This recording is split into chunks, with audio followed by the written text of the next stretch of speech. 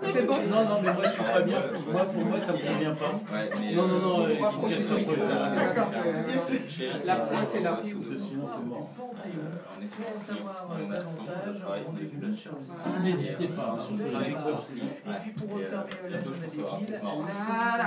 de Sanois vous propose Voilà. aussi Ça fait boucher. semaine Ça bien devant vous. Hein. notamment ce jeudi. Donc Ah si ouais, vous non, voulez mais- mettre le casque, Mettez-le, c'est bien parce que. comme ça quand vous parlez, ça vous montre si vous déportez par rapport au micro, vous voyez si on... C'est de la radio quand même. Hein. C'est de la radio, hein, c'est pas que caméra. Là. C'est la première. Lors de tournois organisés avec les résidents de la résidence Maurice Utrillo. Pour en savoir davantage sur la Donc en premier, sur la commune de Hein, Sanois, Dave Broubeck. rendez-vous au J'ai 01 trouvé Ah oui, oui, j'ai Blorando la Turque. 35 00. C'était l'agenda des villes sur IDFM Ok. Radio Anguin. c'est bon On va y aller. Votre radio du bien-être vous propose une programmation Moi, mais riche en je musique, dors, moi. culture, bien-être, actualité vadoisienne. De l'interactivité tous les jours dans votre émission, la matinale, 7h, 9h. Tentez de gagner de nombreux cadeaux.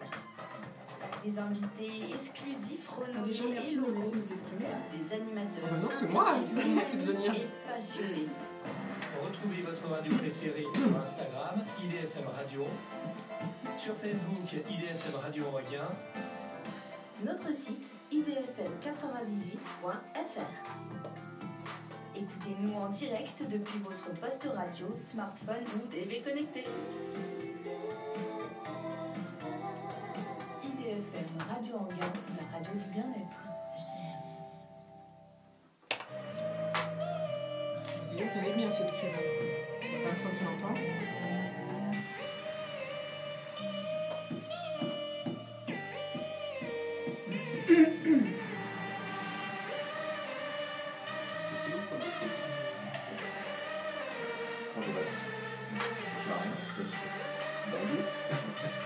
Ah, mais là, moi, j'entends rien avec le casque. Ah oui, avec le casque, ben... c'est parti. Ah bon Le jingle.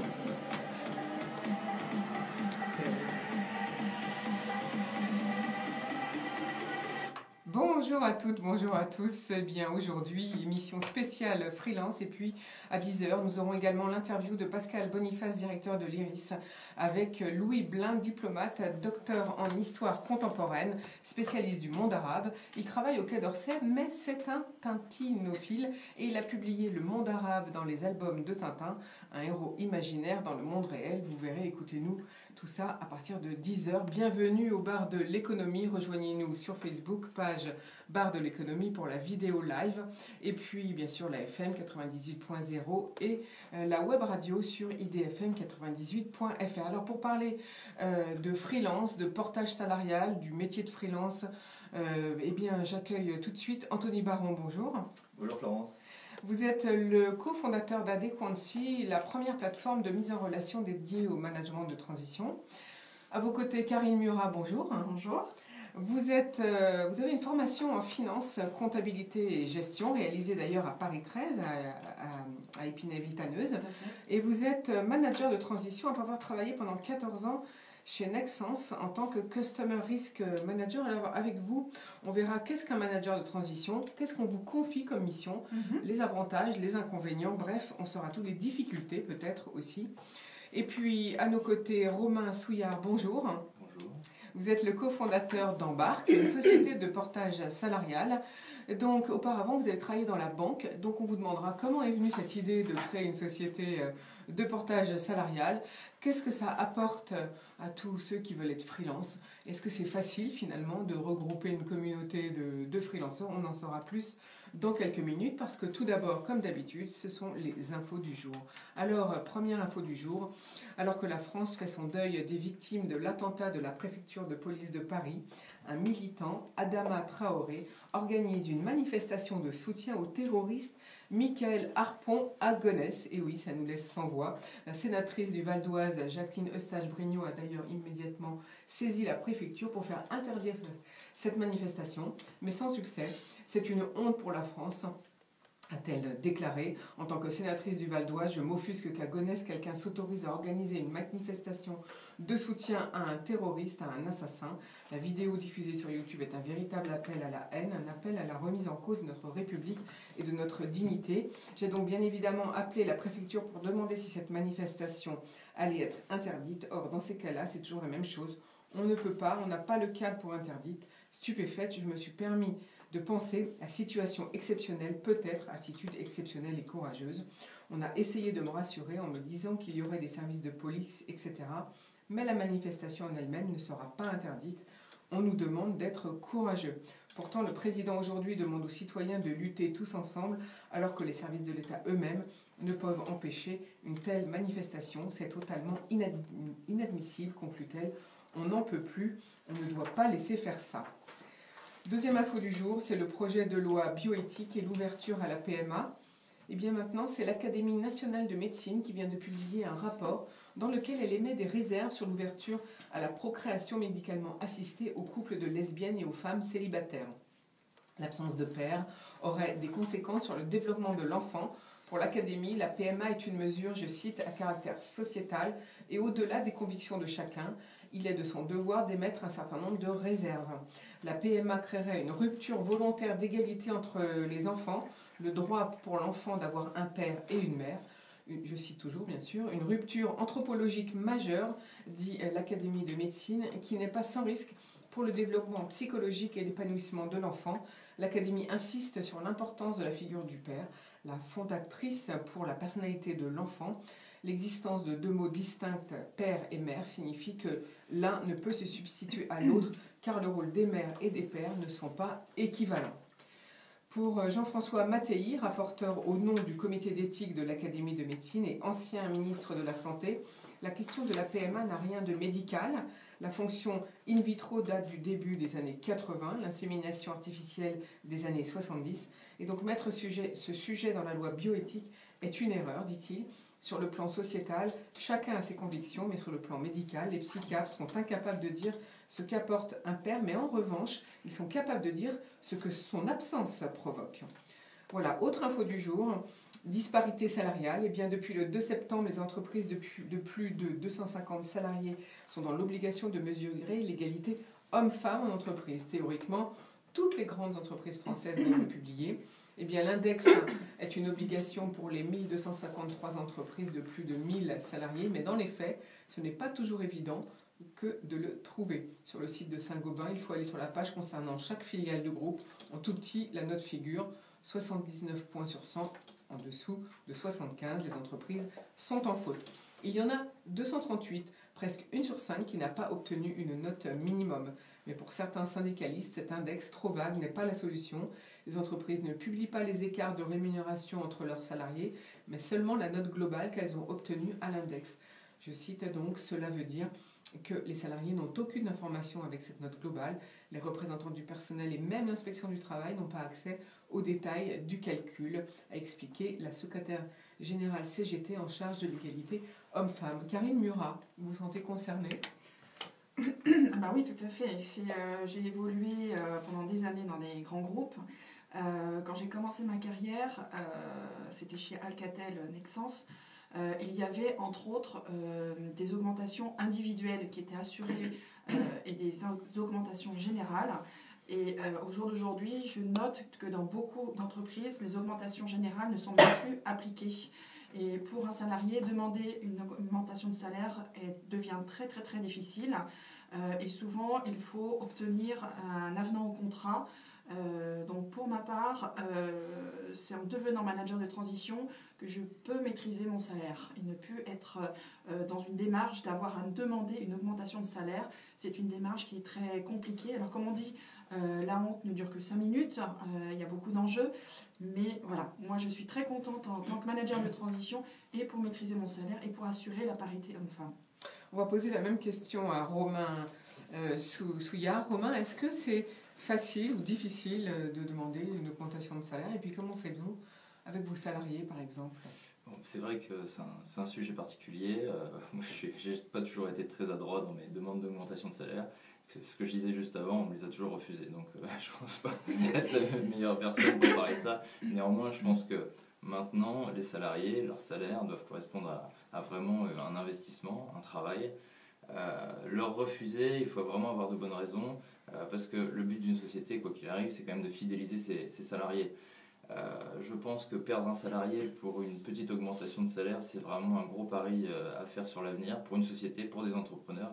Donc je pense que globalement, en tout cas, on le pratique chez Embarque, le salaire, les augmentations de salaire, c'est pas ça le fond du problème. Le fond du problème, c'est vraiment le travail et l'investissement du salarié. S'il faut rajouter un petit peu au bout pour que le salarié se sente investi, il n'est pas là le problème, vraiment pas. Est-ce que, comme Karine l'a souligné tout à l'heure, les augmentations annuelles générales n'existent plus?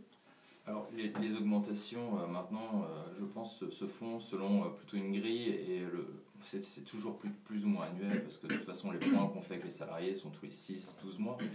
Mais après, c'est vrai qu'on va plutôt jauger l'investissement et la montée en puissance du salarié et mettre en face le salaire, et quand il demandera, à mon avis, au bon moment, l'augmentation de salaire, il n'y a aucune raison de lui refuser.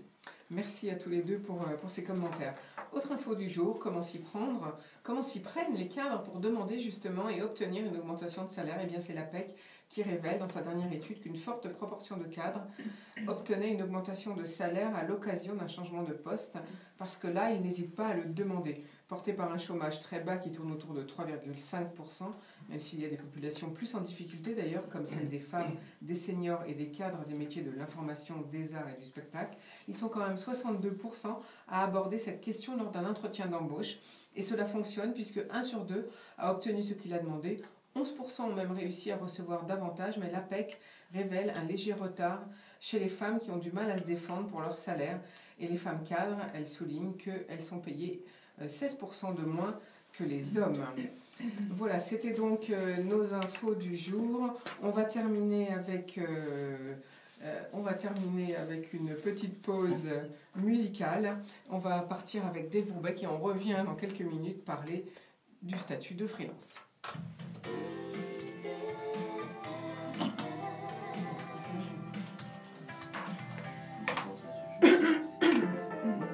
Ouais, c'est toujours surprenant. C'est naze. J'ai pas la voix de Jean Raison.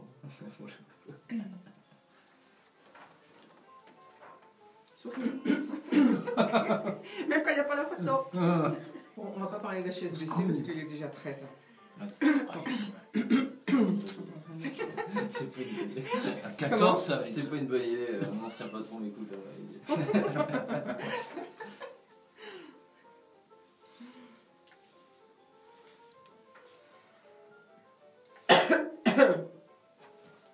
C'est marrant.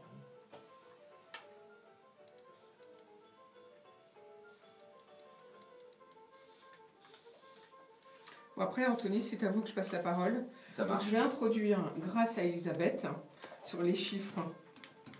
Vous êtes sûr de vos chiffres? Je n'ai pas vérifié. 2,8 millions de freelance en France, c'est Ouais, énorme. Pas Romain. C'est un peu moins, par contre, ces chiffres-là intègrent les entrepreneurs. Donc, il faut les réduire des entrepreneurs, des artisans, Ça serait des professions combien? libérales. 2 millions? On serait plutôt aux environs de 1,3 million, 1,5 million actuellement. C'est déjà pas mal. Et, mais les 2 millions, Ouais. vu l'explosion du mouvement, c'est même pas sûr qu'on n'y soit pas déjà. Ah oui, ça. d'accord. C'est Donc, ça serait entre 1,5 million et 2 millions. Aujourd'hui, vous avez une répartition qui est de, en gros, 20% de salariés dans le monde public, 70% dans le monde privé, et vous avez 10% d'indépendants en France. Donc, si on prend la population active, 10%, ça fait 2 millions. Voilà. Et effectivement, il faut couvrir vraiment l'ensemble. Ouais, pour le coup, c'est vrai que mais ça évolue très fortement. Ouais. Et après, il y a la pluralité de statuts qui fait que maintenant, c'est plus vraiment qui est freelance, qui ne l'est pas. Il y a eu la mode des slashers, ceux qui ont plusieurs métiers. Maintenant, il y a les managers de transition, il y a les IT. Enfin, ça regroupe vraiment beaucoup de gens. C'est très large. Ouais, c'est très large. C'est pourquoi j'avais indiqué 2,8 millions au vu des chiffres. Justement, on va parler en premier de la définition du métier de freelance. Donc, vous allez intervenir tous les deux sur ce thème. Ouais, très bien. D'accord. Très bien. Et puis, de quels sont ces métiers, J'ai pas mis bien la- sûr. D'accord. Si vous n'êtes pas d'accord, vous avez le droit de le dire. Et voilà. Ah, je suis d'accord. Donc, globalement, dans Philippe, la vie, on y retourne? Hein? On y retourne? Oh, dommage. Bah oui, mais bon, ça fait déjà 2 minutes là. Attention.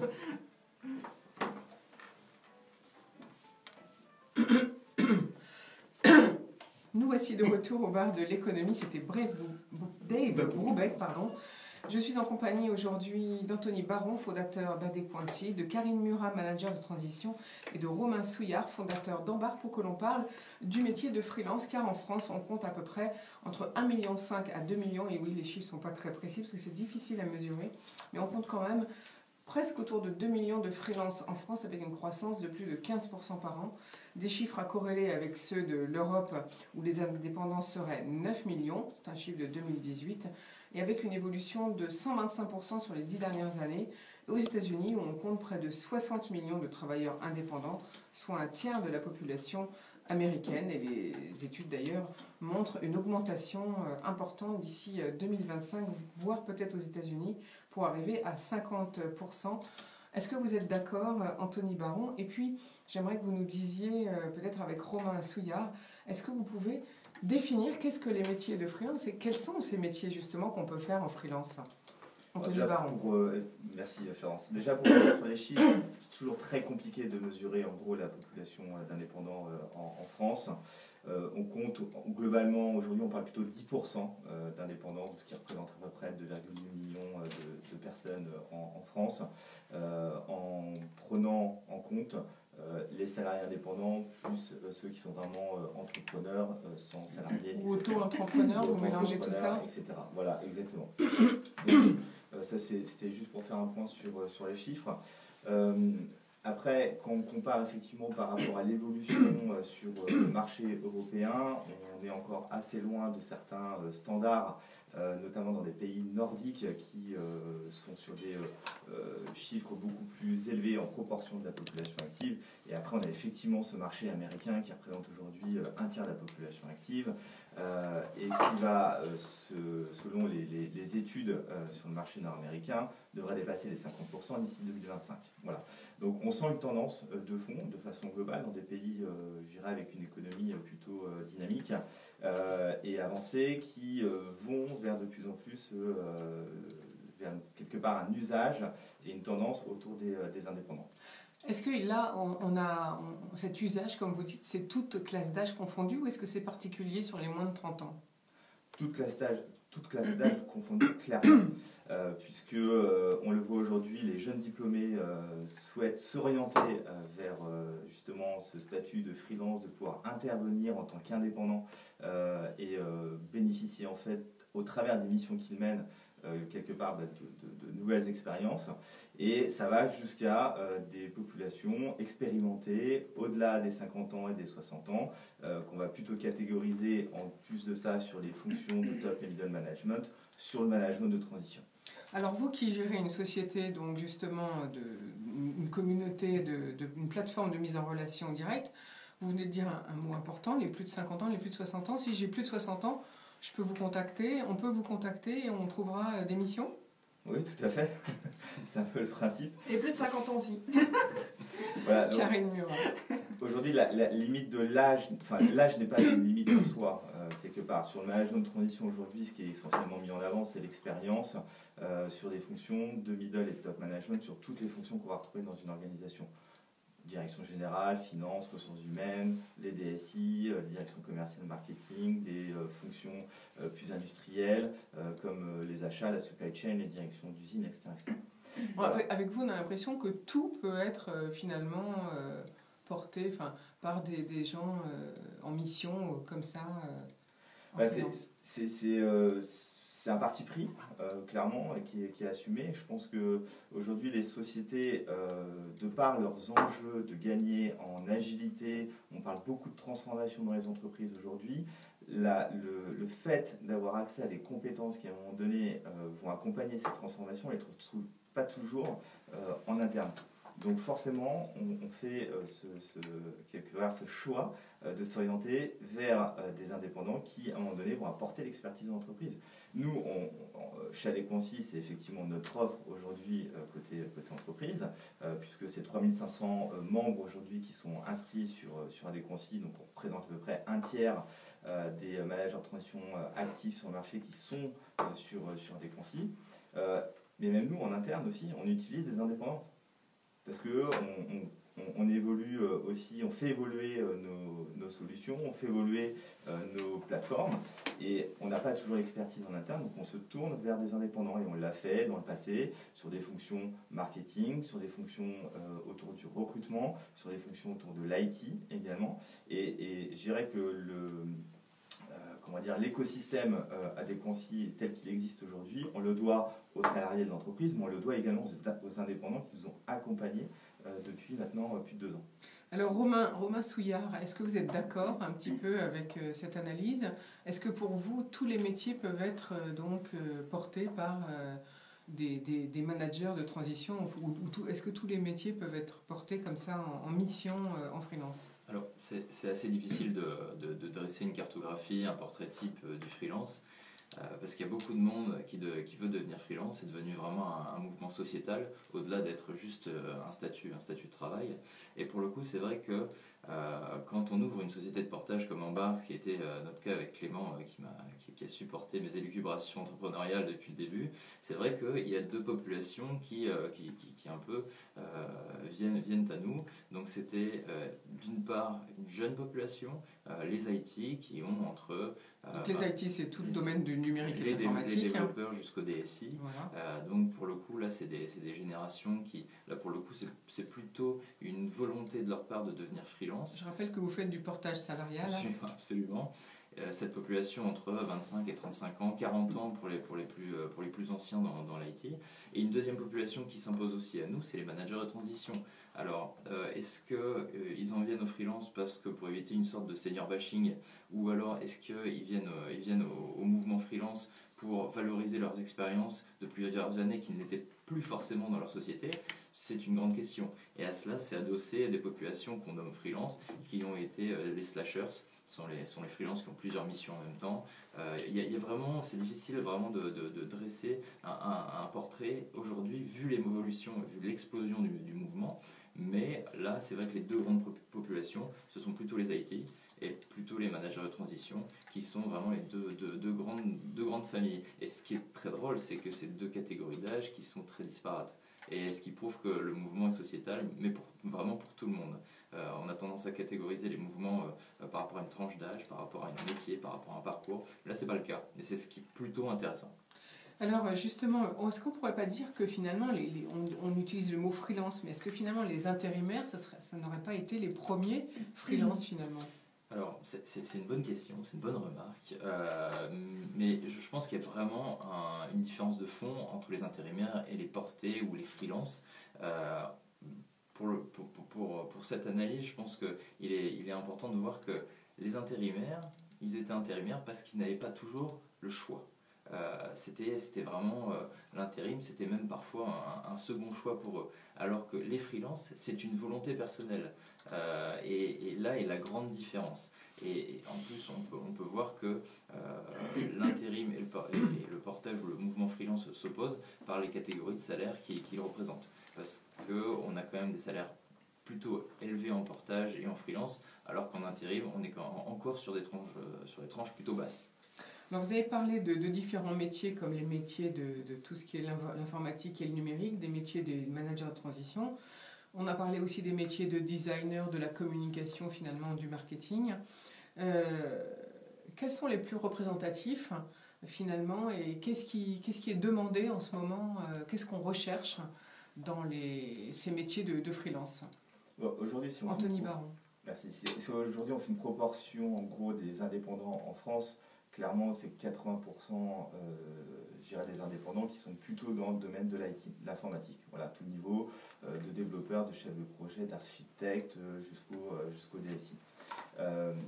Voilà, et ça s'explique en fait par des activités qui étaient essentiellement externalisées par les entreprises vers des sociétés à l'époque de services informatiques et qui ont radicalement transformé le paysage, le paysage français notamment, sur comment on utilise quelque part l'IT dans les entreprises. Et donc les entreprises ont très rapidement externalisé leurs prestations vers des sociétés, et au sein de ces sociétés, finalement, le salarié qui était qui intervenait en mission dans une entreprise pendant 6 mois, puis pendant 12 mois, puis à nouveau pendant 6 mois, se disait tiens, ce métier-là, je pourrais l'exercer en indépendant. Donc, clairement, le mouvement a été porté par l'IT. On l'a vu également, alors je regarde un peu aussi historiquement où le métier a démarré, mais quand on voit aux États-Unis les premières sociétés qui encadraient des indépendants et même des plateformes de mise en relation, je pense notamment à Upwork. Aujourd'hui, la société a été valorisée il y a 2 ans, c'était 2 milliards d'euros. Donc voilà, et elle dresse en fait aujourd'hui un panorama sur les personnalités dans l'IT qui sont vraiment importants. Donc en fait, il y a deux... sur le phénomène des indépendants, on a 2 sujets. On a le premier qui a été déjà un phénomène de plateformisation, clairement, de tous les métiers. Ça a commencé dans le secteur du B2C, notamment, avec les arrivées d'Amazon, etc. Et qui ont commencé derrière à développer aussi des offres de services dans le secteur du B2C. On va dire que B2C, c'est du besoin au consommateur direct, alors voilà. que B2B, ça reste entre professionnels. Ça reste entre entreprises, exactement. Et l'autre phénomène qu'on a pu observer, c'était la digitalisation des ressources humaines. Voilà. On a vu apparaître dans les années 90 des premiers sites où les annonces d'emploi apparaissaient en ligne. Voilà. Et derrière sont arrivés d'autres acteurs qui ont continué dans ce mouvement-là, jusqu'à finalement converger entre ce phénomène de plateformisation et digitalisation des ressources humaines, avec l'émergence de plateformes dédiées aux ressources humaines et notamment au secteur des indépendants. Mais avoir du personnel hautement qualifié en mission comme ça, est-ce que ça ne fait pas peur aux chefs d'entreprise, notamment parce qu'on dit que c'est la propriété intellectuelle de ce qu'ils font? Peut-être Karine Murat, vous pouvez nous répondre, puisque vous êtes vous-même manager de transition. Comment c'est perçu? Puisque logiquement, la propriété intellectuelle d'une entreprise, finalement, dans son cœur de métier, c'est ça aussi qui fait sa valeur. Donc est-ce que ça n'est pas un risque pour le président d'une entreprise ou d'un groupe de confier à des managers de transition des missions? Non, justement, c'est beaucoup plus facile de passer par un manager de transition. Je vous l'expliquerai un petit peu plus en détail tout à l'heure, mais c'est justement une délégation de compétences et le manager de transition est vu vraiment comme la limite, il est appelé comme un pompier à la rescousse. Donc je vous l'expliquerai plus en détail tout à l'heure, mais aucunement ce n'est pas un danger ni pour les salariés, et c'est aussi ça l'avantage, c'est qu'on n'est pas vu comme un danger. Normalement on est là pour rendre service et généralement ça se passe très très bien, et avec les managers et avec les équipes. Vous nous donnerez quelques exemples dans quelques minutes. Romain Souillard, qu'est-ce que vous en pensez?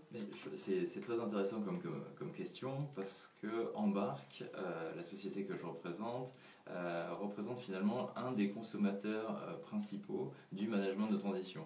Pourtant, Embark a été cofondé il n'y a pas si longtemps que ça, a une belle évolution, a grandi dans des pépinières, et on est dans une économie de start-up, c'est une évidence. Et les start-up, ce sont des jeunes personnes qui ont souvent besoin de seniorité. On peut pas se leurrer, on peut pas se le cacher.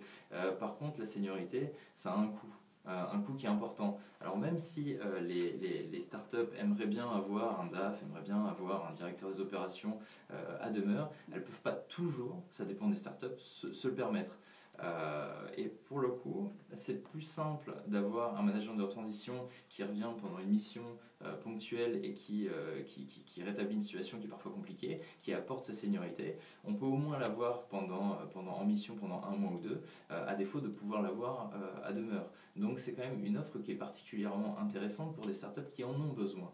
Donc financièrement, donc finalement, la qualité des seniors est reconnue et donc recherchée, c'est ça que vous nous dites, et notamment par toutes les jeunes entreprises. Sans aucun doute. Et les jeunes entreprises, on est vraiment dans une économie de start-up, n'ont pas toujours les moyens. Donc avoir quelqu'un en mission pendant 1 mois ou 2 qui va remettre soit la comptabilité, le service d'opération, la logistique dans le bon ordre, c'est très important. Et la génération que je représente en a besoin. Ce serait vraiment mentir qu'il y a du senior machine, parce qu'on en a besoin, il faut le prendre en considération. Après, est-ce qu'on en a les moyens? C'est une autre question. Donc finalement, on arrive à une transformation des mentalités par rapport à il y a une dizaine d'années, on peut dire. Et finalement, maintenant, on arrive à de l'intergénérationnel, à reconnaître que finalement, l'intergénérationnel, c'est important. C'est important. Je pense qu'il faut de temps en temps faire un peu le bilan entrepreneurial de ce qu'on a fait. Et il y a des gens qui savent. Il y a des gens qui, par leur seule présence, parfois, les managers de transition, vont apaiser la situation, vont régler pas mal de problèmes. Et je pense que les jeunes entrepreneurs qui, de temps en temps, ont des difficultés, devraient plutôt parfois se tourner vers la seniorité que toujours avec, vers la jeunesse, avec parfois même un jeunisme qui est un peu maladif. Donc il faut savoir sur certaines professions aller vers les gens qui savent. Anthony Baron, alors le jeunisme out, vous êtes d'accord? Toujours compliqué de commenter ça. Déjà, je ne suis pas très fan du terme senior bashing, Romain, donc voilà, je me permets juste de le dire. Non, globalement, pour rebondir sur ce que disaient Romain et Karine, premièrement, l'image du manager de transition en elle-même a radicalement changé. Moi, ça fait depuis 2010 que je travaille dans ce secteur-là. Et clairement, on est passé d'une image qui était plutôt orientée restructuring, c'est-à-dire intervenir dans des sociétés avec la gestion de plans sociaux, etc., à aujourd'hui l'image du manager de transition qui est clairement bonifiée au travers d'un apport d'expertise, d'un savoir-faire et aussi d'un savoir-être. Puisque c'est pour ce que disait Karine tout à l'heure par rapport à votre question, c'est vraiment cette notion de savoir-être. C'est-à-dire que la posture du manager de transition, quand il arrive dans une organisation, elle est tout d'abord de prendre en compte quelle est l'histoire de l'entreprise et quelle est l'histoire de l'organisation et pouvoir s'en imprégner pour accompagner l'entreprise dans ses difficultés ou dans les difficultés qui peuvent être aussi liées à la croissance.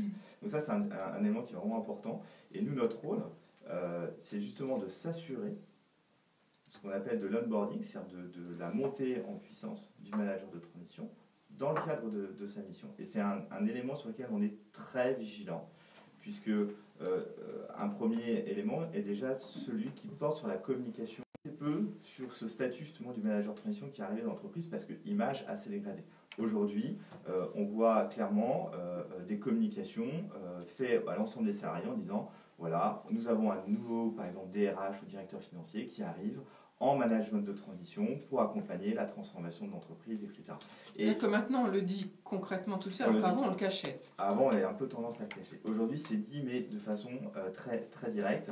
Et comme le manager de transition n'est pas là pour rester, en fait ce qui se passe c'est que les gens vont rapidement s'ouvrir à lui en se disant il n'a pas du tout de ça n'est pas un compétiteur, il ne va pas me sanctionner. Voilà. Exactement. Et donc, on se confie plus facilement et rapidement à lui, donc, ce qui permet, lui, de pouvoir avancer très rapidement dans la mission qui lui est confiée. Donc ça, c'était des points que je voulais effectivement repréciser. Puis le dernier, c'est sur ce qu'a dit Romain sur les startups. C'est vrai, c'est que le marché, historiquement, qui est le nôtre, était plutôt porté autour des ETI, qui étaient très en recherche de managers de transition. Les grands groupes également à travers des filiales qui sont aussi parfois en transformation. Et alors moi je le vis plus particulièrement là depuis 2 ans avec Adéquancy, où en plus des ETI et des grands groupes, on a des startups, des dirigeants de startups qui ont notamment par exemple levé des fonds, qui viennent nous voir pour demander le recrutement de managers de transition. Et le font plus facilement d'ailleurs vers des plateformes comme Adéquancy. Pourquoi? Parce que eux-mêmes sont ce qu'on appelle digital native, c'est-à-dire qu'ils ont grandi avec les évolutions numériques et le digital et les plateformes comme les LinkedIn, etc. On va faire tout de suite une pause musicale, si vous voulez bien, et puis on revient tout de suite bien sûr pour parler toujours du statut de freelance. On va partir avec Lorraine Daigle. Ah, oui, ça fait un peu mal aux oreilles. Ouais. Mais quand il fait froid, c'est agréable. Pardon? Quand il fait froid, c'est agréable. C'est mieux que le bonnet, en fait. Après, Karine, vous vouliez intervenir? Oui, mais de toute façon, je l'expliquerai tout à l'heure, c'est qu'effectivement, le manager de transition, c'est juste... un petit peu plus du micro. D'accord. C'était juste, en fait, mais j'expliquerai. Ce qui serait bien, Romain, c'est que tu puisses... Parce que moi, j'utilise aussi le rôle de manager de transition pour véhiculer des idées qu'on voit souvent sur LinkedIn sur qu'est-ce qu'un bon manager. En gros, tu te mets indépendant. D'accord. Parce que ça, c'est vraiment ton expertise. Ouais. Moi, je suis beaucoup moins expert que toi là-dessus. Florence, je pense une question pour Romain. Je suis indépendant, comment je le fais? C'est est-ce que je crée mon entreprise, est-ce que je passe par le portage salarial, c'est quoi l'inconvénient de l'un et de l'autre, parce que c'est un point qui est ultra clé pour toutes les personnes qui peuvent nous écouter, qui se posent la question, tiens, j'aimerais bien passer indépendant, comment ça se passe? Donc ça, j'ai l'habitude et je pense que je ferai deux parties, parce qu'il y a quand même, quand tu te lances en freelance, c'est quand même auto-entreprise portage, et après une troisième partie avec la création d'une société qui est quand même pas anodine. Exactement, tout à fait, il y a des contraintes. On va partir là-dessus, Karine, je vous ferai parler en dernier par contre, justement sur... Et je pense aussi, j'ai pensé ce matin, il faut peut-être qu'on revienne aussi sur les avancées, notamment sur tout ce qui touche à l'assurance chômage, les promesses de campagne de Macron, etc. La législation, ça a changé depuis quand? Il y a 3 sujets déjà. Au 1er novembre, au 1er novembre 2019, donc, un salarié peut démissionner après 5 ans d'ancienneté, d'accord, à partir du moment où il a un projet de reconversion. Okay, donc, et notamment une reconversion vers un salarié peut démissionner quand il veut. Oui, mais sauf que là, il récupère le chômage. Il récupère le chômage parce qu'il n'est pas possible en démission. Voilà, en démission, c'est pas possible. C'est les promesses du programme. Exactement. Allongement également de la durée du congé maternité pour les indépendants, qui est passé sur... Qui est-ce qui va parler des nouvelles lois? C'est vous? Moi, je peux en parler. Ou c'est Romain? Je peux rebondir dessus, je suis assez à l'aise. Voilà. Alors maintenant, on va passer à la question de comment devenir donc indépendant ou freelance. Donc là, c'est vous, Romain. Quels statuts peuvent être offerts? Et puis du coup, vous allez nous parler un petit peu de votre société aussi. Comment vous faites, comment vous les conseillez, non? D'accord, avec plaisir. Voilà. Et puis on verra les avantages, les inconvénients, les missions, le côté concret avec. Mais pourquoi j'en suis venue On y retourne, c'est bon? Vous êtes prêts? Karine peut rebondir sur Romain, justement sur... Oui, elle va en profiter. Voilà. Ouais, c'était Lauren Daigle au bar de l'économie. Aujourd'hui, nous parlons freelance avec Anthony Baron, fondateur de la plateforme Adequancy, de Karine Murat, manager de transition, et de Romain Souillard, fondateur de Embarque. Romain, votre société fait du portage salarial. Vous allez nous expliquer ce que c'est dans quelques minutes. Mais pour revenir sur cette fonction de freelance, de statut freelance, comment devient-on indépendant, à votre avis? Encore une très bonne question. Alors, pour le coup, quand on devient freelance, il y a plusieurs statuts qui s'offrent à nous. Je vais quand même les catégoriser. Les deux principaux, ça reste quand même l'auto-entrepreneur ou micro-entrepreneur et le portage salarial. La création de société, c'est quand même c'est un format à part. Quand les freelances purs et durs, la génération qui se lance a tendance globalement et majoritairement à se lancer en tant qu'auto-entrepreneur. L'auto-entreprise... Elle ne veut pas d'administratif, elle ne veut pas créer une société parce qu'il y a toutes ces formalités qui sont trop lourdes. Exactement, on parle quand même d'une génération qui a voulu se dédouaner de tout un formalisme administratif. C'est ceux qu'on appelle les millennials. Et oui, et donc les millennials, et même les générations X et Y, hein, évidemment. Mais effectivement, c'est des gens qui ont voulu ne plus avoir à subir ce genre de lourdeur administrative. Le statut d'auto-entrepreneur a été un statut créé pour ça. Donc, il y a un régime de cotisation qui est plutôt très favorable, entre 22 et 26%, contre un CDI classique où on est sur 100 € de chiffre d'affaires, quasiment à 50%. C'est vrai que c'est un régime avantageux, un statut qui est en train de changer. Donc historiquement, c'était le statut du RSI qui gérait l'auto-entreprise. Maintenant, on est sur sur la SSI, donc la sécurité sociale des indépendants. Et c'est un statut qui est avantageux, sans aucun doute, avec même un prélèvement libératoire de l'impôt sur le revenu. Néanmoins, c'est quand même un statut où il faut s'occuper de l'administratif, de créer sa structure. Il faut le créer, le statut d'indépendant, comme une société. C'est plus facile, mais il faut le créer. Il faut gérer sa facturation. Il faut s'occuper un petit peu de tout son admin. Toute cette partie que le freelance ne voulait plus. Donc c'est vrai que le statut d'auto-entrepreneur est très avantageux et il s'oppose directement à celui du portage qui est avantageux et beaucoup moins chronophage. Donc le deuxième statut, c'est le portage salarial. Donc le freelance va se prendre contact avec une société de portage qui du jour au lendemain va pouvoir facturer en son nom et le but d'une société de portage, c'est très, très simple, c'est de transformer du chiffre d'affaires en bulletin de salaire dans le cadre d'un CDI ou d'un CDD, ce qui va lui permettre d'avoir tous les avantages d'un contrat CDI ou CDD, du régime général, tout en restant freelance. Donc c'est ça qui est intéressant. Et puis il ne va absolument pas s'occuper ni de la contractualisation commerciale, ni du contrat de travail, ni du suivi des payes, ni même du... C'est-à-dire que vous faites tout. C'est-à-dire que je viens vous voir, par exemple, en vous disant, moi je veux devenir quelque chose, enfin je veux, mais je veux devenir auto-entrepreneur, mais je ne veux m'occuper d'aucun administratif. Vous faites tout? Eh ben, on fait tout, de A à Z. C'est vraiment la promesse d'une société de portage et notamment Embarque. Et Embarque a eu une connotation éthique, bienveillante et transparente. Qu'est-ce que ça veut dire, bienveillante? Alors bienveillante, c'est pas le monde des bisounours. Hein, on n'est pas tous gentils. D'ailleurs, on est même un peu tous bruts, un peu comme moi d'ailleurs. Mais on explique au freelance ce qui va lui arriver. On va aller d'un point A à un point B et on va tout lui expliquer, que ce soit les bons, les mauvais côtés. Et on va même lui expliquer le régime des auto-entrepreneurs.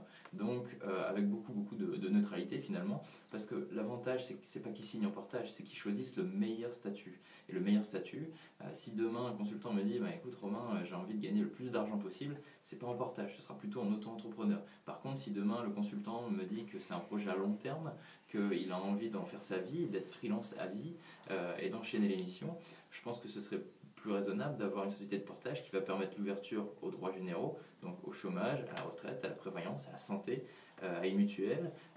Il va y avoir aussi une assurance parce qu'on va assurer le porté et on va s'occuper aussi de toute la partie administrative jusqu'à la veille juridique sur ces contrats. Est-ce que les charges sont les mêmes en portage salarial ou en auto-entrepreneur? À ma grande déception, non, ce ne sont pas les mêmes charges. C'est-à-dire que sur 100 € de chiffre d'affaires, un auto-entrepreneur, tout compris, parce qu'on a fait des études où on a vraiment compris aussi l'ajout d'une mutuelle et l'ajout d'une assurance pour certaines activités, on va récupérer 70 € dans la poche. Donc c'est assez intéressant. En portage, on est plus autour de 50 € sur 100 € de chiffre d'affaires. Donc là, effectivement, il y a un décalage. Mais c'est vraiment pas les mêmes produits. D'un côté, il y a quand même des freelances qui vont vouloir se consacrer à leur mission, qui vont vouloir ne rien avoir à gérer. Et il y a une étude justement qui avait été faite par Upwork où il montrait qu'un freelance, quand il se lance, il perd quasiment 30% de son temps à justement gérer des tâches administratives au lancement de son activité. Je pense qu'un freelance, s'il doit se lancer, la priorité c'est quand même de trouver des missions plutôt que de s'occuper de la facturation. Et évidemment. On va poser la même question à Anthony Baron. Je veux juste compléter ce que vient de dire Romain. L'avantage du portage salarial en plus de ça, c'est que la profession est réglementée. Donc là, je m'adresse plutôt au patron d'entreprise. Pour un indépendant, même qui passerait par une société de management de transition et qui a son contrat de travail au travers d'une société de portage salarial, évite en fait tout délit de marchandage. Voilà. Si je prends également le statut d'auto-entrepreneur, donc on a un plafond qui est limité à 70 000 € de revenus annuels. Attention également, statut auto-entrepreneur ne peut pas avoir client final un client unique. Voilà, pendant une durée supérieure à 12 mois. Donc, il y a des avantages. C'est donc très légiféré en donc fait. C'est assez légiféré parce que sinon derrière c'est du salariat déguisé, etc. Donc voilà. C'est pour ça qu'on voit souvent les indépendants qui sont en auto-entrepreneurs qui vont démultiplier les clients et intervenir 2 jours, une journée, voire 3 jours, etc. chez plusieurs clients. Alors justement, tout change cette année, des nouvelles mesures vont apparaître. On a eu bien sûr le prélèvement à la source pour tout le monde au début d'année. Et là maintenant, au 1er novembre, la réglementation change. Est-ce que vous pouvez l'expliquer, Anthony Baron et Romain Souillard? Alors moi, je laisserai Romain parler justement peut-être du prélèvement à la source, parce qu'il est expert que moi sur le sujet. Après, globalement, les changements qu'il y a eu, alors déjà avec l'arrivée d'Emmanuel Macron, il avait des promesses fortes pour les indépendants, parce que je pense qu'il avait conscience effectivement que à l'époque, pas loin de 10% de la population active indépendante, il faut quand même s'en occuper. Donc, ce qu'il avait dit à l'époque, c'était d'apporter plus de sécurité aux salariés indépendants, notamment dans le cadre d'une perte d'activité. Voilà. Donc par rapport à ça, il y a eu effectivement une avancée qui, à titre personnel, je trouve est assez limitée, c'est-à-dire le droit à l'assurance chômage après 2 ans d'activité en tant qu'indépendant et notamment sur un statut d'auto-entrepreneur, de pouvoir percevoir 800 € par mois pendant 6 mois d'allocation chômage. La deuxième avancée, c'est pour les femmes qui exercent cette activité, avec une prolongation en fait du congé maternité qui était de 6 à 10 semaines précédemment, et aujourd'hui on revient dans un standard de congé maternité qui est identique à celui d'un salarié, à savoir de 8 à 16 semaines. Voilà. Et le dernier point, qui est une réforme, là, cette fois-ci, de l'assurance chômage, qui rentre en vigueur au 1er novembre 2019, 9, c'est la possibilité à un salarié, après 5 ans d'ancienneté dans une entreprise, de pouvoir démissionner avec un projet de reconversion à la clé et de bénéficier également de ces droits au chômage au même titre que... pour lancer son voilà. activité. Absolument. D'accord. Alors Romain Souillard, quelles sont les nouvelles directives? Alors il y a eu plusieurs directives, il y a eu plusieurs mesures qui ont permis justement et qui vont justement dans l'évolution et dans l'explosion dans le sens de l'explosion du marché de freelance. Le premier, c'était la modification du régime social des indépendants, donc le RSI historiquement, qui a été un chantier très difficile, laborieux, très décrié par les utilisateurs. Voilà, pour le coup, c'était catastrophique dans l'image que ça pouvait représenter, et qui maintenant est devenu le SSI. Et le SSI permet, la sécurité sociale des indépendants permet maintenant aux indépendants d'être un peu plus sereins par rapport à l'avenir et par rapport aux cotisations de sécurité sociale. Est-ce que le pourcentage de charge revient à peu près au même que l'URSSAF? Est-ce que ça s'est enfin équilibré? Pour le coup, c'est pas tant sur les barèmes que sur le format que ça avait été décrié. C'était vraiment l'organisation, les prélèvements, les erreurs de calcul qui se multipliaient parce que historiquement, à mon avis, personne ne s'imaginait une telle explosion. Donc on s'est retrouvé avec des services complètement saturés et puis un service de RSI qui n'était plus adapté. Donc je pense que par rapport à ça, on va dans le bon sens avec ce nouveau service. Et puis il y a eu des nouvelles réformes, dont le prélèvement à la source. Le prélèvement à la source qui complexifie pas tellement la tâche pour les auto-entrepreneurs, pour les freelances, mais qui rentre pour le coup et pour ma paroisse dans le giron du portage salarial et qui rajoute une flèche de plus à l'arc du portage salarial où on va s'occuper aussi de ça, ce qui est très confortable pour le manager de transition et pour les populations. Pour le freelance. Ça veut dire qu'il n'y a plus grand chose à penser pour un freelance si ce n'est sa mission quand il est en portage salarial. Et trouver des missions peut-être. Et là pour le coup c'est vraiment, je pense que s'il se connecte sur une plateforme telle qu'Adequancy et connaissant Tiny Baron, ça ne devrait pas être problématique, mais le fait est qu'effectivement le cœur du business d'un freelance, c'est pas de s'occuper de créer sa structure, c'est d'avoir des missions, de les cumuler pour justement éviter la banqueroute. Le freelance est un petit entrepreneur, et je dis pas petit dans le sens péjoratif, mais par rapport à la taille de la structure. Et c'est vrai que c'est difficile de trouver des missions, notamment quand on répond à des appels d'offres, on nous dit quels sont vos chiffres d'affaires, et si on présente un petit chiffre d'affaires, ça marche pas. Il est bien évidemment plus facile de répondre à un appel d'offres quand on a l'ossature d'une société qui nous porte, plutôt qu'en son nom, évidemment. Bien sûr. Karine Murat, alors vous avez choisi, après avoir travaillé pendant plus de 15 ans pour des entreprises, de devenir indépendante en freelance, justement. Pourquoi ? Alors, je vais replacer un petit peu le cadre, effectivement. Donc, j'ai passé plus de 27 ans dans des grands groupes. Donc, effectivement, 15 ans chez Alcatel Nexans, 1 an chez PepsiCo seulement, et puis 10 ans chez Amcor. Donc un peu plus de 25 ans à créer des organisations de credit management dans des contextes internationaux avec une seule philosophie, c'était d'être un vrai key business partner, donc de pouvoir optimiser les flux, les process, la communication, les relations entre les partenaires et puis surtout d'instaurer pour moi le bien-être au travail. Et en fait il me devenait de plus en plus difficile d'être efficace, opérationnel dans ces grands groupes, quasi impossible d'être libre dans mes actions et mes prises d'initiative, de répondre aux stratégies des groupes et notamment RH. Donc à un moment donné, je me suis posé la question, est-ce que je pourrais pas devenir Chief Happiness Officer ? Mais là encore une fois, il aurait fallu que je réponde aux directives des grands groupes. Donc après je me suis posé Donc la vous voulez question. dire que ce sont des missions cadrées avec des normes de compétences ou autres et qu'on ne vous laissait pas passer d'un service à l'autre finalement. Voilà, exactement. Et puis pour mettre en place des process, c'était très très long. Et en fait on a plus, entre guillemets, l'impression d'être un pantin qu'autre chose. Donc en fait on ne peut pas changer de fonction aussi facilement. Non, et même dans votre fonction, il est difficile d'être opérationnel. En fait, vous passez plus de temps à appliquer des directives du groupe qu'à être dans l'opérationnel. Alors là... Et du coup, un jour, je me suis posé la question, et manager de transition, est-ce que c'est la solution ? Et là, je me suis dit, oui, oui, oui. Oui, mais est-ce que manager de transition, justement, ça recouvre... Qu'est-ce que ça recouvre comme mission? Parce que quand on dit manager de transition, ça peut être dans n'importe quel domaine, ou est-ce que c'est dédié à la fonction finance? Ah non, du tout. Manager de transition peut être dans tous les domaines. Comme Anthony l'a expliqué tout à l'heure, c'est surtout au niveau, principalement au niveau de l'informatique, de la digitalisation, etc. Ensuite, vous avez la fonction finance, parce qu'au jour d'aujourd'hui, le problème du cash est un vrai problème et qu'il y a beaucoup d'entreprises, même des petites, qui commencent à se soucier du cash.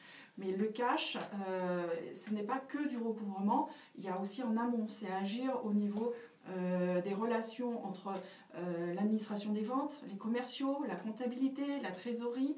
Donc c'est pour ça qu'en ça, un credit manager qui est de base ma fonction principale, est d'être vraiment un key business partner pour apporter un peu de l'huile dans les rouages et puis faire en sorte que tout le monde puisse bien fonctionner ensemble et qu'au bout du bout, le cash puisse s'optimiser. Et donc en fait que le flux des finances en fait, de l'entreprise fonctionne bien. Voilà, ce qu'on appelle un petit peu l'order to cash. Les missions qu'on vous confie le plus, c'est ça justement, c'est le fait de recouvrer le cash de l'entreprise? Oui, et puis également d'optimiser les relations entre les services. Moi, mon objectif quand je repars d'une mission, c'est que tous les collaborateurs et la structure soient gonflés à bloc. C'est-à-dire que vraiment tout fonctionne impeccable quand je suis partie, mais avec vraiment un optimisme et vraiment un grand dynamisme. Parce que pour moi, pourquoi moi être manager de transition? Principalement pour 3 choses. La première chose, c'est effectivement, je l'expliquais tout à l'heure, on a une sorte de rôle de pompier. On est appelé à la rescousse pour éteindre des feux, pour résoudre des situations vraiment délicates. Le deuxième point qui est vraiment génial au niveau de manager de transition, je peux le confirmer à Anthony, c'est qu'en fait l'entreprise généralement vous déroule le tapis rouge, c'est-à-dire qu'on vous accorde toutes les ressources et les moyens pour atteindre votre mission. Alors dans des grands groupes, si vous avez un CDI, on peut attendre des mois, des années pour obtenir des choses, alors que là, ils doivent rentabiliser leur investissement. Il y a une décision qui a été prise. Parce qu'on est un investissement pour l'entreprise. Un manager de transition est coûteux pour l'entreprise. Donc l'objectif, c'est d'atteindre la mission. Donc en fait, dès que vous demandez quelque chose, généralement l'entreprise vous l'accorde. Et ça, c'est vraiment... c'est agréable, oui. C'est kiffant, c'est le cas de le dire. Et vraiment, la troisième chose qui est fondamentale pour moi, c'est de pouvoir... En fait, manager de transition est un vrai passeport pour pouvoir véhiculer les qualités d'un bon manager. Et puis pour pouvoir rendre les gens heureux au travail. Parce que ça, c'est vraiment ma vocation, c'est de pouvoir rendre heureux les gens au travail.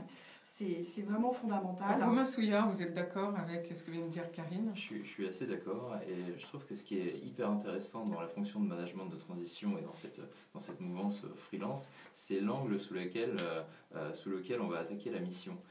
C'est-à-dire que historiquement, quand on était en CDI, il y avait des périodes de trous, il y avait des périodes où, les périodes d'été, qui est des périodes où on n'était plus trop animé par sa mission. Là, ce qui plaît beaucoup aux entrepreneurs, et j'en fais partie, c'est qu'on va intégrer quelqu'un en freelance qui va être là pour une durée déterminée et qui va être animé par sa mission. Motivé. Il va être motivé, animé, et ça va être... il n'est pas obligé de rentrer dans des jeux politiques qui sont des jeux classiques dans une société, des devoirs de révérence vis-à-vis de la direction. Le manager de transition, il est vraiment animé par une mission, et je pense que par rapport à l'essence du travail, par rapport à ce qu'il représente, par rapport aux tâches qui vont vraiment être faites, ça va permettre beaucoup d'efficience. Et les jeunes entrepreneurs qui investissent sur les managements de transition ou sur des managers aiment plutôt cette philosophie. Pas forcément d'avoir des mercenaires qui sont là pour mettre le feu, mais plutôt justement des présences bienveillantes qui vont faire preuve de beaucoup de franchise. Et peu importe ce que la direction en pense, ils sont là pour une mission. Et ça, c'est très important, et c'est là où le management de transition a un grand avenir et surtout beaucoup de succès en ce moment. Karine Murat. Oui, justement, moi j'utilise beaucoup cette casquette de manager de transition. On voit beaucoup de posts sur LinkedIn sur qu'est-ce qu'aujourd'hui un bon manager. Et moi, ce que j'aime dans le métier de manager de transition, c'est que je véhicule ces nouvelles valeurs d'un bon manager. Et qu'est-ce qu'un bon manager? Un bon manager, c'est celui qui dit nous au lieu de je, c'est celui qui ne va pas commander, qui ne va pas exiger avec l'autorité, mais qui au contraire va inspirer les autres, va encourager les initiatives, qui sait montrer de la transparence, de la bienveillance, parce qu'on parlait de bienveillance, de l'empathie, de l'altruisme. Un bon manager aussi, c'est celui qui sait monter sa fragilité et qui sait dire s'il ne sait pas, s'il s'est trompé, parce que c'est comme ça qu'on peut aussi gagner la confiance de ses équipes. Donc pour moi, ça c'est vraiment fondamental. Donc c'est pouvoir inspirer et puis de faire grandir les organisations. Alors par contre, il faut être honnête, il y a quand même beaucoup de challenges. Un métier de manager de transition, c'est pas de tout repos. C'est pas de tout repos. Et en fait, il faut combiner notamment deux choses. C'est-à-dire que, mine de rien, il faut avoir un minimum, on va dire, d'égocentrisme pour pouvoir assurer ce métier et puis pour pouvoir développer son assurance et sa créativité pour pouvoir inspirer et entraîner les autres. Il faut aussi être un modèle. Mais en même temps, il ne faut pas penser qu'on a le monopole des compétences. Du savoir. Il ne faut pas venir là en terrain conquis. Si justement on veut inspirer les autres et gagner leur confiance, il faut justement les responsabiliser. Il faut absolument leur donner du crédit et puis faire grandir les autres. Donc ça, c'est vraiment pour moi très très fondamental. Alors vous, à titre personnel, qu'est-ce que vous avez choisi comme statut ? Vous êtes en portage salarial ou vous avez créé une propre structure ? Alors moi, comme je veux être complètement dans l'opérationnel et être concentrée uniquement sur mes missions, j'utilise deux choses. Une plateforme comme Adequancy, donc qui va tout négocier, mon salaire, ma mission, qui va trouver ma mission, mon salaire. C'est une sorte de coach, d'agent, je dirais même, c'est un agent. Donc je n'ai rien à faire, j'ai juste à venir avec mes compétences et ma motivation. Et ensuite, une société de portage qui va tout gérer au niveau de mon salaire, de ma mutuelle. Et ensuite, la société de portage se met en relation avec Adequancy. Donc moi, j'ai vraiment qu'à me concentrer sur ma mission. Ensuite, il y a Adequancy qui va faire un suivi de ma mission. Si j'ai les moindres soucis, donc j'ai Anthony qui va... Donc vous appelez la société donc Adequancy. Oui, on fait un point régulier. Généralement, une fois par semaine, on fait un point. Oui, c'est très régulier. Ah oui, c'est très très régulier. Il y a un bon suivi parce que justement, c'est la garantie du succès. Mais même les points positifs, on fait un point positif pour savoir vraiment où est-ce qu'on va. Parce que comme c'est des missions qui sont assez concentrées, une semaine doit être très rentable et efficace. Alors justement, j'allais vous demander, quelle était la durée de vos missions en moyenne ? Alors en moyenne, généralement, c'est 3 mois et c'est souvent prolongé de 3 mois. Donc on va dire 6 mois. Entre 3 à 6 mois, c'est la moyenne d'un manager de transition. Voilà, exactement. Et normalement ensuite, en fonction des missions qu'on a, on est en charge de recruter un responsable pour prendre la suite. Moi je sais que jusqu'ici, manager de transition, j'ai utilisé cette casquette non pas pour faire licencier des personnes sur place, mais pour recruter des personnes et pour généralement créer des binômes win-win sur place. Comme ça, quand je pars, il y a des binômes qui sont solidaires, qui font réussir l'entreprise. Alors là, Karine, on a parlé de tous les avantages finalement, mais parlons un peu des difficultés ou peut-être des points inconvénients. Vous êtes une femme, à titre personnel dans votre vie, quelles sont les difficultés que vous avez pu rencontrer en tant que freelance ? Alors, je vous dirais aucune.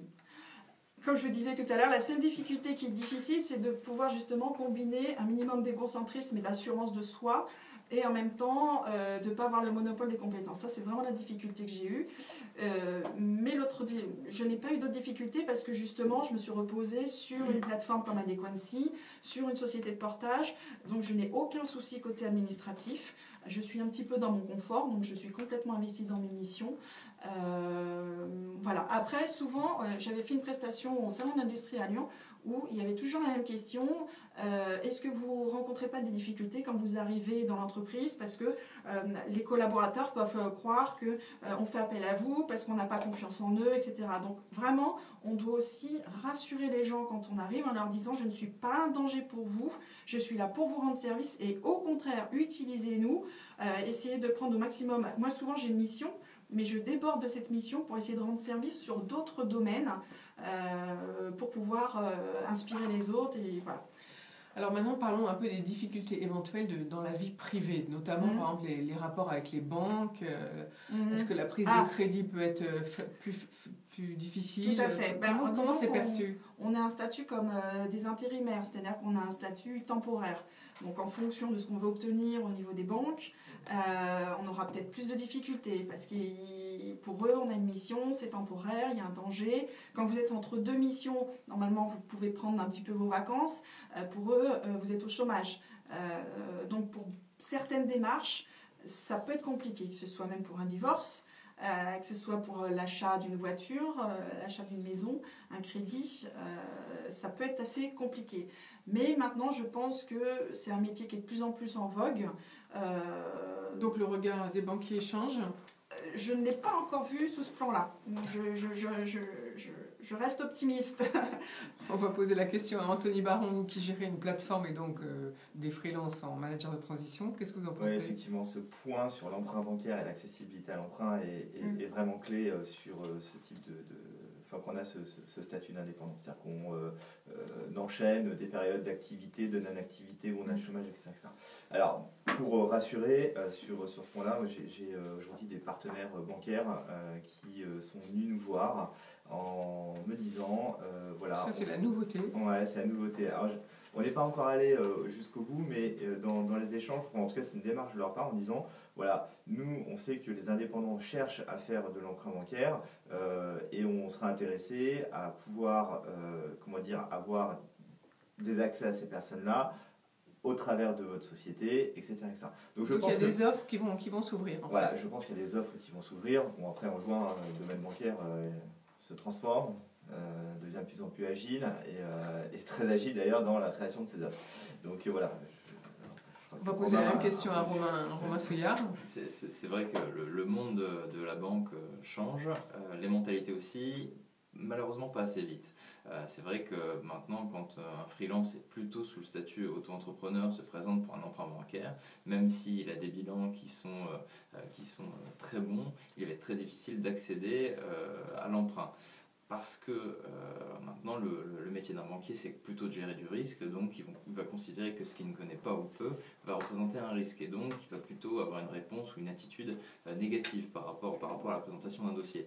Alors le portage salarial, ça a permis quand même de présenter un contrat de travail, des fiches de paye et puis une régularité dans les revenus. Parce que finalement, maintenant que les banquiers ont poussé la réflexion, je n'ai pas encore dit qu'ils ont réussi à concrétiser, mais ils ont poussé la réflexion. Ils vont analyser le dossier d'un freelance ou d'un indépendant, qui soit en portage ou qui soit en auto-entrepreneur, comme une petite société.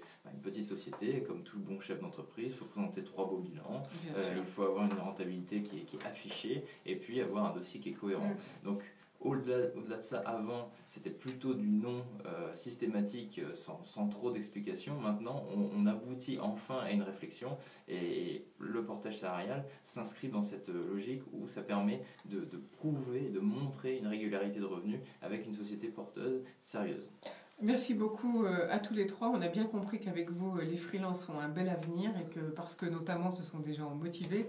Alors justement, si on veut être freelance, devenir freelance, Anthony Baron, si on veut vous contacter, rappelez comment fait-on pour vous contacter?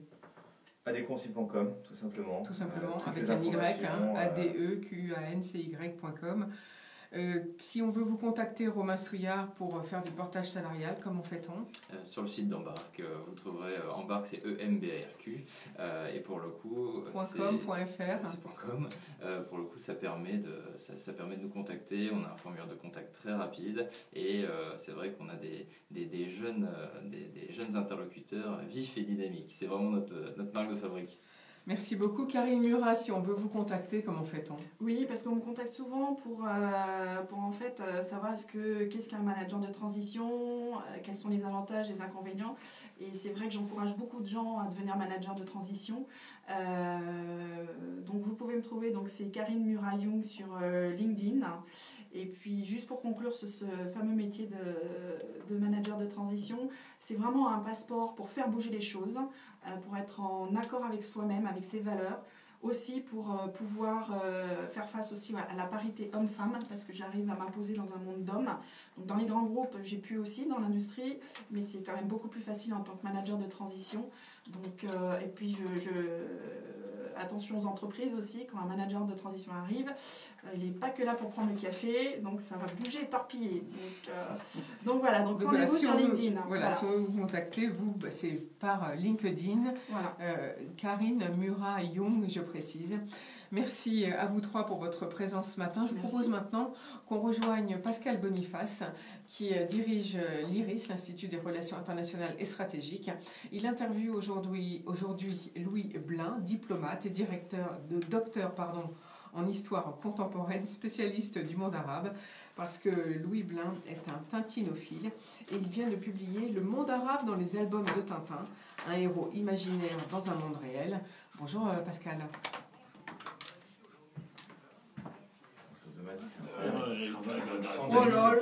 De prospective stratégique du Quai d'Orsay, mais surtout qui est un tintinophile, c'est ainsi que l'on qualifie les amateurs éclairés de Tintin. Louis Blin, vous êtes le monde arabe, donc vous faites un peu une géopolitique de Tintin, et vous commencez votre livre en écrivant que finalement Tintin est un héros imaginaire dans un monde réel.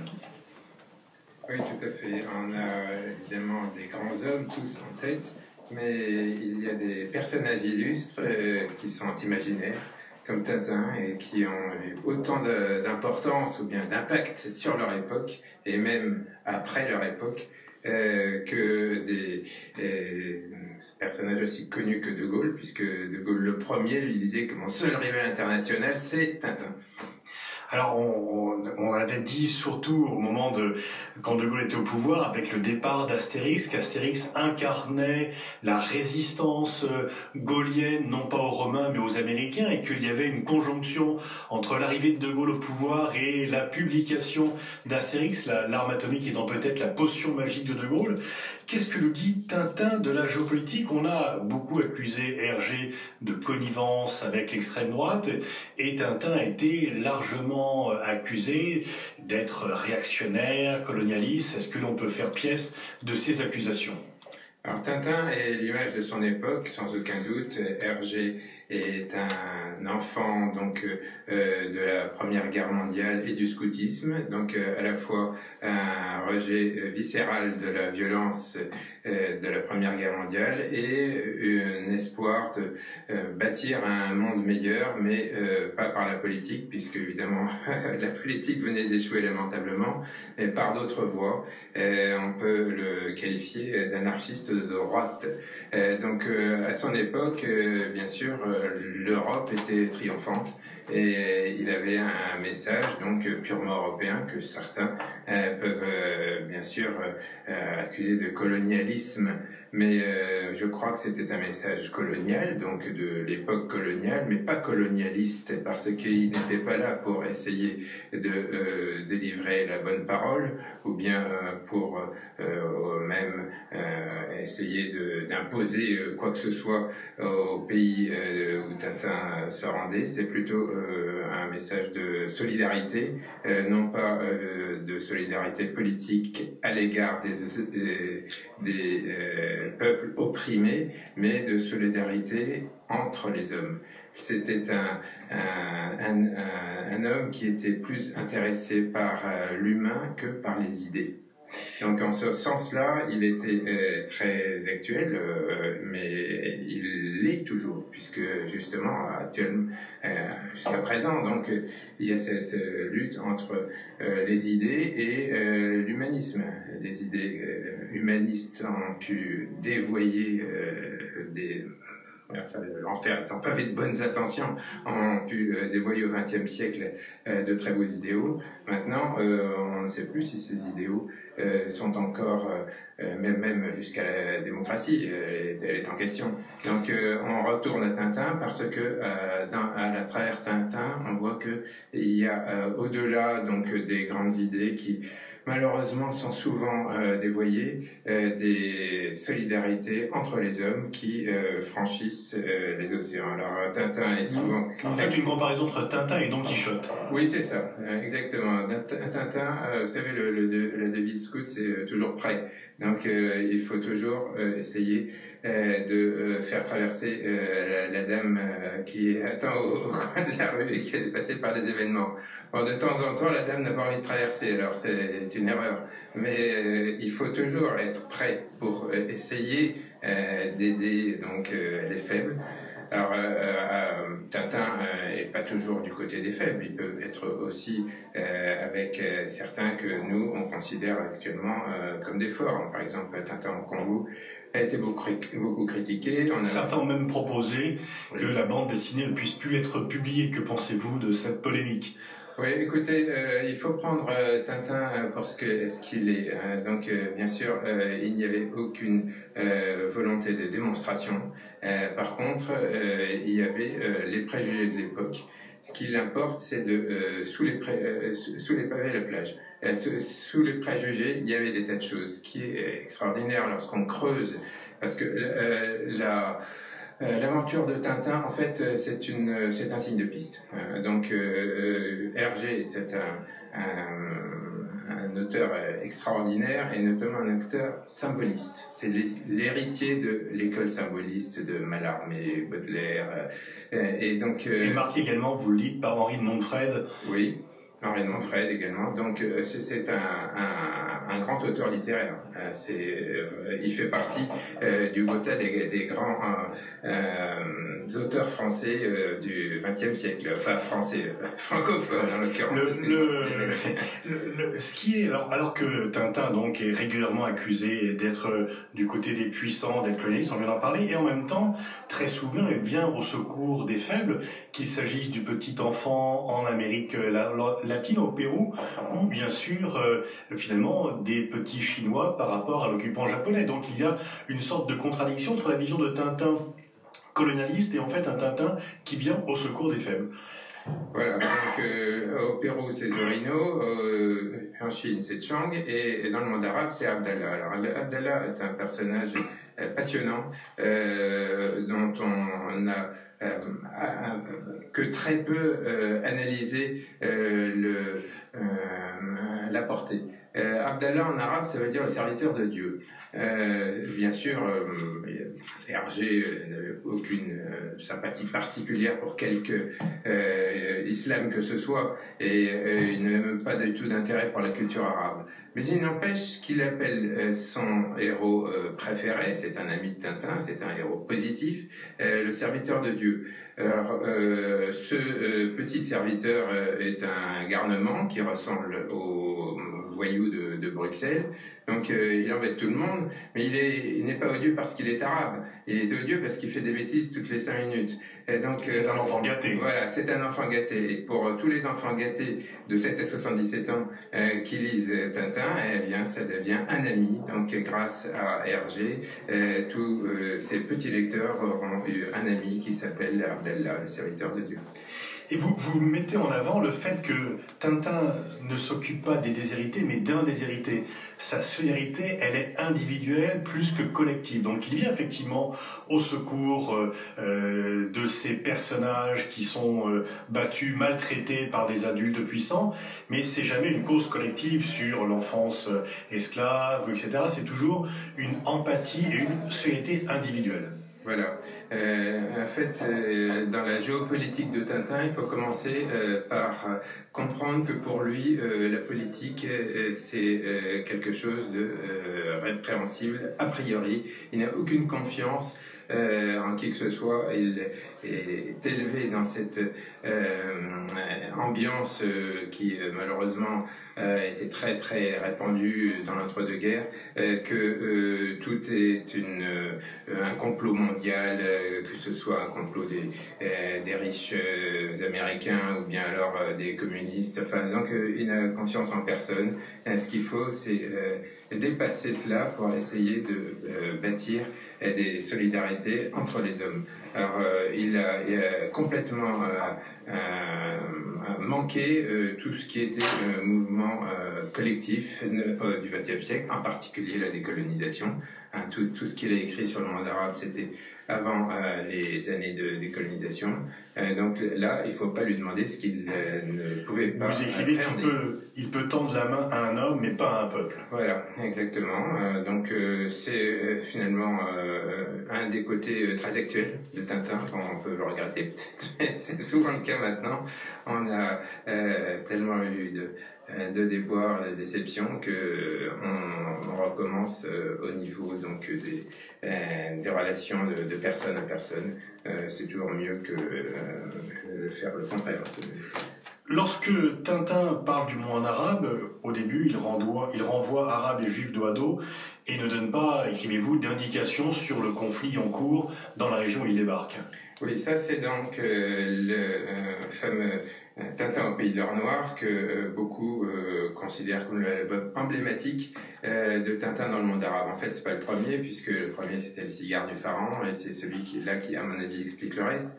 Dans Tintin au pays de l'or noir, là, il colle à l'actualité, puisqu'il va là-bas en plein conflit judéo-arabe, donc c'était avant la Première Guerre mondiale. Mais il est, pour des raisons que j'explique dans le livre, obligé d'interrompre son aventure pendant 10 ans, et donc il la reprend après l'indépendance d'Israël. Et là, donc évidemment, tout le cadre de l'histoire a changé. Mais il n'empêche que à ce moment-là, il conserve donc ce conflit pour la terre, puisque Tintin débarque à Haïfa en plein conflit donc arabo-sioniste. Alors ça, c'est quelque chose qui n'a pas du tout plu au traducteur anglais qui, en 1971, lorsque Hergé a accepté la traduction anglaise, et c'est à partir de la traduction anglaise que beaucoup d'autres versions de Tintin ensuite été traduites dans d'autres langues, eh bien, on était en 71, c'est-à-dire juste après la guerre des 6 jours, et l'éditeur anglais a exigé que tout conflit israélo-arabe soit évacué de cet album, alors qu'il en constituait la base. Et Hergé a obtempéré, malheureusement, si bien qu'il y a 3 pages qui ont sauté. Et à la place, on a une histoire de trafic d'armes entre Arabes dans un pays fictif qui s'appelle le Hamed, alors qu'au départ, on était en Palestine. Et donc, on voit bien comment Hergé était donc un complice de la disparition de la Palestine des aventures de Tintin, ce qui est bien malheureux. Vous écrivez qu'il avait accepté de réviser l'île Noire à la demande de son éditeur britannique pour que l'aventure écossaise colle davantage à la réalité, qu'il a également révisé Cock-and-Stock pour ne pas trop choquer les Noirs, qu'il a révisé également Tintin au pays de l'or noir, ce que vous venez de dire, mais qu'il n'a jamais rien modifié concernant les Arabes dans ses albums. Voilà. Donc, sur la plupart des... Il y a 4 albums qui s'occupent du monde arabe. Sur la plupart de ces albums, l'image de l'arabe est tout à fait dévalorisée. Il y a certains arabes héropositifs, mais en général, même s'ils sont positifs, ce ne sont pas des modèles, c'est plutôt des arabes inoffensifs, certes, mais pas très malins. Donc, lui, il a considéré qu'il n'y avait aucun problème à montrer les arabes tels quels. Alors, ce qui est intéressant, c'est que les arabes aiment Tintin autant que nous. Donc ils sont peut-être assez intelligents pour prendre le recul nécessaire et pour, malgré donc cette image dévalorisante que bien sûr Hergé donnait à l'image tout simplement de son temps, eh bien l'aventure de Tintin était tout de même quelque chose d'intéressant et qui ne les éloignait pas de ce texte. Mais évidemment les partisans en général, tous ceux qui n'avaient pas les Arabes trouvent beaucoup de choses qui renforcent leur conviction dans Hergé. Donc on ne peut pas dire que Hergé avait une ambition donc de dévaloriser les Arabes, mais par contre ce qu'il a mis dans ses albums sans le savoir sans doute a été utilisé et on peut donc en résumé conclure qu'il n'était pas raciste, en l'occurrence contre les Arabes, mais qu'il a nourri le racisme anti-arabe. Alors comment se documentait-il sur le monde arabe? Parce qu'il y a à la fois son dessin est très précis, mais il y a en même temps donc des pays fictifs, des personnages fictifs. Comment se documentait-il? Bon, c'est un grand lecteur, il n'a jamais mis les pieds dans le monde arabe avant la fin de son dernier album consacré au monde arabe. En fait, il n'était pas du tout attiré par cette culture ni cette partie du monde, et donc il avait des amis, notamment donc des Marocains en Belgique, qui l'ont aidé à traduire certains albums, de manière tardive, et il lisait beaucoup, donc bien sûr l'actualité arabe était à son époque aux premières pages des journaux, mais ce qui importe, et c'est ça qui est tout à fait saisissant dans cette affaire, c'est que quelqu'un qui donc n'a aucune inclination particulière vis-à-vis de cette partie du monde envoie son héros, qui est son fils rêvé, dans le monde arabe plus que partout ailleurs.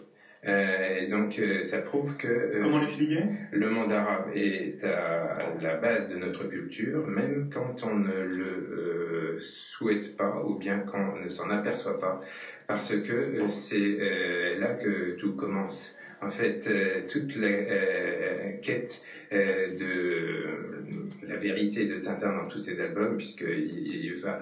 les albums de Tintin, c'est toujours je vais voir là-bas si j'y suis. Hein, en gros, donc où qu'il aille, c'est pas le pays ou bien ses habitants qu'il recherche, c'est lui-même. Et à la fin, bien sûr, il s'aperçoit que c'est en Belgique qu'il peut se retrouver vraiment lui-même. Donc, un occidental avec toute la culture, le bagage culturel énorme qu'avait Hergé à l'époque, eh bien, lorsqu'il se recherche lui-même, qu'il recherche ses racines, où va-t-il? Eh bien, il va dans l'Orient arabe. Hein, tout d'abord en Égypte, ensuite en Arabie, et c'est là la destinée de l'homme occidental qui est vraiment personnifiée, en l'occurrence par Tintin dans ses albums. Parce qu'en fait, Hergé se projette dans Tintin, comme on l'aura compris rapidement. Hergé se rêvait en grand reporter ou aventurier, un peu comme Arthur Londres ou Henri de Montfred. Voilà, Hergé disait « Tintin, c'est moi ». En fait, toute sa vie prouve le contraire, puisqu'il n'a pratiquement pas bougé de Belgique. Mais enfin... il a voyagé par procuration. Voilà, c'est ça. Tintin est le fils qu'il aurait toujours voulu avoir, mais il n'a pas eu d'enfant. Et il est le reporter sans peur et sans reproche qu'il aurait voulu devenir, mais qui n'a jamais été. Et il est le complément des héros de Hergé. Alors les héros, c'est les deux que vous avez cités, ainsi que les deux grands reporters qui ont servi tour à tour de modèle à Tintin, puisqu'il était reporter lui-même, à savoir Albert Londres et Joseph Kessel.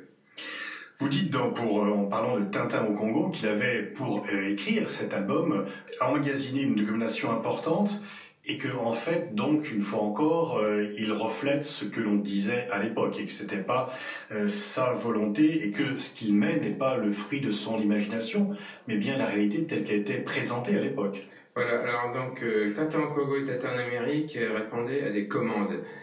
Donc il fallait qu'ils mettent en gros à quoi s'attendaient les lecteurs, puisque c'était une commande de l'éditeur.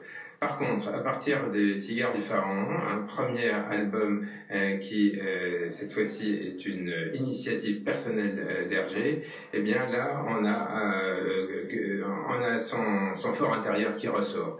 Et c'est ce qui est spectaculaire, c'est justement donc que la première chose que Hergé fait donc dans le premier album qui correspond vraiment à son souhait, c'est d'aller en Orient, donc premier pays l'Égypte, et ensuite l'Arabie, puis l'Inde et la Chine. Si on s'éloigne un peu du monde arabe qui vous est cher, Tintin et les Picaros, c'est aussi quand même une critique assez nette des régimes militaires sud-américains. Oui, c'est une critique de tous les régimes même. C'est-à-dire, il y a bien sûr, avant tout, cette critique que vous venez d'évoquer, mais aussi il y a la critique des révolutionnaires qui sont pas forcément meilleurs que les régimes en question. Donc tout le monde passe à la moulinette parce que malheureusement c'est pas de la politique que peut venir le salut. Encore une fois, c'est sa conviction de scout qui revient, c'est à partir de la solidarité de base. vous posez la question de savoir si Hergé aurait dessiné dans Charlie Hebdo. Ah tiens, non, j'ai jamais pensé à ça. Je pense qu'il avait bien sûr cet esprit-là, puisqu'il avait beaucoup de recul et beaucoup de scepticisme vis-à-vis de son époque. Par contre, il ne l'aurait pas fait à mon avis parce que c'était un doux. Il ne voulait pas provoquer. C'est quelqu'un qui était tout en nuances. Et c'est ça d'ailleurs souvent qu'on n'a pas compris parce que lors de son attitude pendant l'occupation, il n'a pas été un fer de lance de la résistance, mais il a résisté à sa façon, d'une façon subtile. Ensuite, on l'a taxé d'être collaborateur parce qu'il avait publié pendant l'occupation. Et en fait, non, c'était vraiment quelqu'un qui refusait toute caricature. Donc Hergé, c'était pas vraiment Charlie Hebdo, non. Alors, certes, vous dites on ne peut ni le taxer d'être coloniste, ni d'être militant, parce qu'il ne cherche pas à civiliser. Et donc, si, concluez-vous, il ne s'est pas prêté à une révision post-coloniale qui aurait été en contradiction avec lui-même, en même temps, il a aussi, enfin, il n'a pas voulu abandonner l'eurocentrisme. Voilà, c'est ça. Ça, c'était trop lui demander. Non, c'était quelqu'un qui, c'était pas un révolutionnaire. Donc, d'ailleurs, c'était avant tout un artiste. Hein. Il a fait, bien sûr, de la bande dessinée, mais au départ, c'était un dessinateur et à la fin de sa vie, c'était un peintre incompris. Maintenant, ces toiles valent une fortune, mais à l'époque, personne n'y a fait trop attention. Donc, c'était un artiste qui était dépressé par son art. Hein. Son art, à l'époque, tout de même, Hergé, il faut le savoir, était l'un des pionniers de cet art qui est devenu la bande dessinée. Ensuite, bien sûr, tout le monde l'a plus ou moins imité. Donc, c'était un artiste qui, simplement, avait une personnalité tourmentée, comme beaucoup d'artistes, et qui voulait extérioriser tout ce qu'il avait dans son art. Et il n'a jamais été capable de s'expliquer sur ce qu'il a fait. Et tout ce que ça fait le bonheur de tous les analystes, d'ailleurs de Tintin, parce que comme lui il ne l'a pas fait, nous chacun libre de le faire. Exactement. Vous concluez votre livre en disant que Hergé avait adopté une attitude d'observateur au balcon d'un. Et voilà, donc c'était l'interview de Pascal Boniface avec Laurent Blin. Merci à vous deux. Je vous dis à demain, très belle journée, je vous embrasse.